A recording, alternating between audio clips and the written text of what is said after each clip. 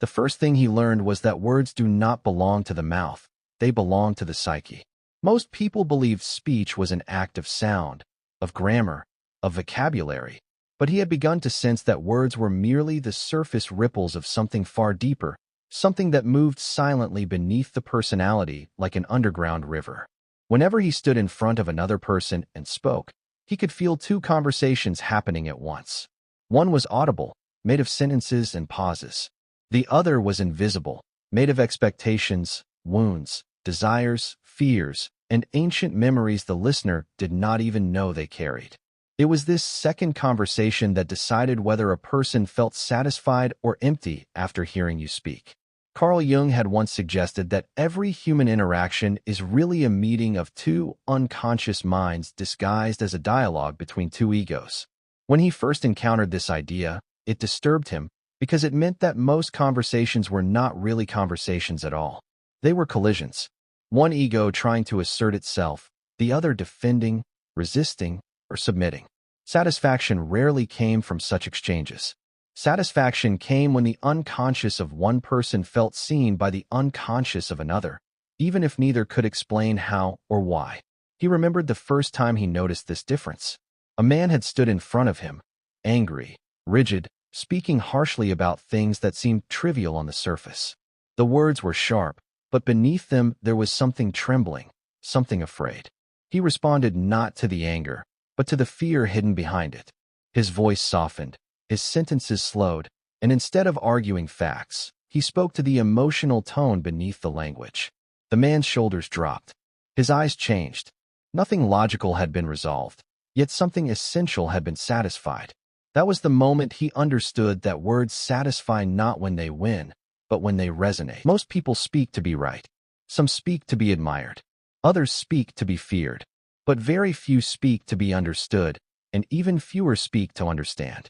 Jung believed that every individual wears a persona, a social mask shaped by upbringing, culture, and survival. When you speak only to the persona, you satisfy appearances, but not the person. Compliments may please, arguments may impress, explanations may convince, but none of these touch the core. The core lives behind the persona, in the unconscious, where unmet needs and unexpressed emotions quietly wait for recognition. He began to observe people carefully, not their words, but their contradictions. A person who spoke loudly often hid insecurity.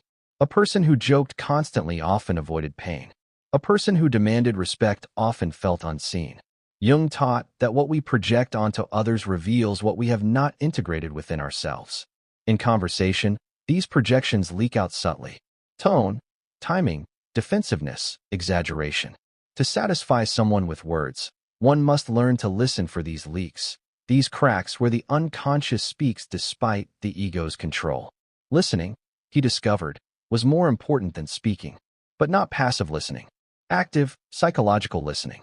The kind that notices what is avoided as much as what is said. When someone repeatedly returns to the same complaint, it is rarely about the subject itself. It is about an unmet inner demand. Validation, security, autonomy, meaning. Words that satisfy are not those that solve the surface problem, but those that acknowledge the underlying need.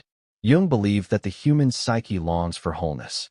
Every person wants to feel internally consistent, seen as more than a fragment.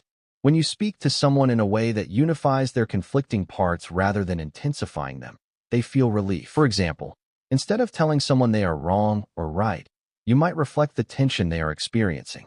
You might name the struggle they cannot articulate. In doing so, you give language to their inner chaos, and chaos, once named, becomes bearable. He noticed how often people try to satisfy others by agreeing with them. This worked temporarily, but left something hollow. Agreement speaks to the ego, but understanding speaks to the psyche. Jung warned that false harmony is more damaging than honest conflict. Words that satisfy are not those that avoid discomfort, but those that contain it safely. When someone feels you can tolerate their confusion, anger, or fear without rejecting them, they relax. They feel held, not judged. There was a moment when a woman stood before him, exhausted, speaking about her life as if it were a series of failures. She did not ask for advice. She did not ask for solutions. She only spoke. as if unloading a weight she had carried alone for too long. Many would have responded with encouragement, with optimism, with reminders of her strengths. Instead, he said something unexpected. He said that her exhaustion made sense, that her sadness was a logical response to the life she had lived, that her pain did not mean weakness, but awareness. Her eyes filled with tears, not because he had praised her, but because he had normalized her inner experience. Jung believed that neurosis often arises when the soul's suffering is invalidated. Validation, then, becomes a healing language. To satisfy someone with words, one must first empty oneself of the need to control the outcome. This was one of the hardest lessons. The ego wants results, agreement, gratitude, dominance, affection. But the psyche responds only to authenticity. Jung emphasized that individuation requires confronting one's own shadow, the parts of the self that seek validation, superiority, or emotional safety through others. When you speak from these shadow motivations, your words carry an invisible demand, and people feel it, even if they cannot explain why they feel uneasy. He learned to pause before speaking, not to craft clever sentences, but to examine his inner state. Was he speaking to appear wise? To be liked? To avoid rejection? To assert control? Each of these motives distorted his words. When he spoke from a place of inner alignment, when he had nothing to gain, his words became strangely effective. They landed softly, yet deeply. Jung once wrote that the meeting of two personalities is like the contact of two chemical substances. If there is any reaction, both are transformed. Words are the catalyst of this reaction. They can poison or heal, harden or soften. Satisfying words do not dominate the other person's psyche. They invite it to unfold safely. They create a space where the listener feels free to be more themselves, not less. He also learned that silence is sometimes the most satisfying word. Not the silence of indifference, but the silence of presence. When someone feels truly heard, words become secondary. Jung spoke of the transcendent function, the psychic process that emerges when opposing forces are held without resolution. In conversation, this means allowing ambiguity, not rushing to conclusions. When you do not force meaning, meaning arises naturally. Many people believe that satisfaction comes from praise, but praise often reinforces the persona, not the self. Telling someone they are strong may please them, but acknowledging how tired they are touches something deeper. Jung believed that the psyche heals when it is allowed to be complex. Words that satisfy do not flatten a person into labels. They recognize contradiction. You can say, in essence, you are capable, and you are struggling, and both are true. This kind of language allows integration instead of denial. He noticed how often conflict escalated because people spoke past each other, each defending their own narrative. Jung warned that when the ego identifies too strongly with its story, it becomes hostile to any alternative perspective. To satisfy someone in conflict, one must first disarm the ego by acknowledging its reality. This does not mean agreeing, but recognizing. I see why this matters to you. That single sentence often softened defenses more than any argument could. Over time, he realized that satisfying words are not clever, poetic, or dramatic. They are precise. They touch the exact place where the other person feels alone.